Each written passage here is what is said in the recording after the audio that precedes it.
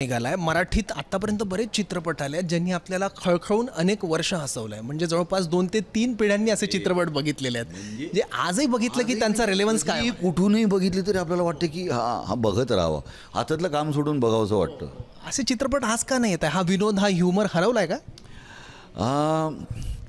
जो समाज जगातल्या विनोदाकडे निखळ वृत्तीने बघत नाही, तो समाज निरोगी राहू शकत नाही. आपण कोरडे झालो.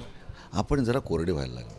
आपल्याला उगाचच भावना अणकुजितार करून बसलो आहे की कधीही कोणाच्या तरी भावना पटकन अशा दुखावल्या जातात.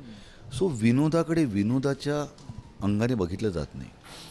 त्याच्यात आणखीन एक प्रकार आहे की विनोद करण्याच्या मागे तुझा हेतू काय आहे. मी जर तो विनोद माझ्यावरती केला ना तर काहीच प्रॉब्लेम नसतो ना. पण मी तुझ्यावरती विनोद करायचा आणि विनोदाने मला जर चिमटा आला ना तर मला किंवा गुदगुल्या झालं तर आवडेल किंवा मला असं झालं तर आवडेल, पण मला विनोदाने बोचकारता कामा नये. आणि काही जणं विनोद करण्यामागचा हेतू बोचकरणं आहे ना, ते जरा आणि भावना पण हल्ली फार नाजूक झाल्यात. झालेली आहे. लगेच कॉन्ट्रोवर्सी तयार होते. हो, कॉन्ट्रोवर्सी करण्यासाठी मुद्दा म्हणून विनोद करतात असं नाही वाटत तुला? बरोबर आणि वाटतं, पण बोलता येत नाही आपल्याला त्याबद्दल.